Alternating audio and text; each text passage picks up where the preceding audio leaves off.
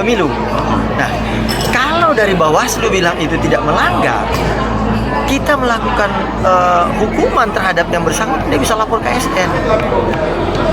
Karena yang melanggar kita kan begitu. Nah, ini kan kita menunggu. Nah, apakah ini proses ini? Karena ada beberapa pandangan bahwa pada saat melakukan itu tahapannya belum masuk pada tahapan pemilihan umum.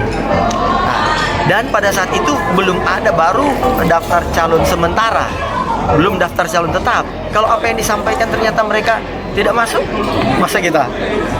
Nah, ini kan pertimbangan, tapi kita tetap tunduk kepada hasil rekomendasi.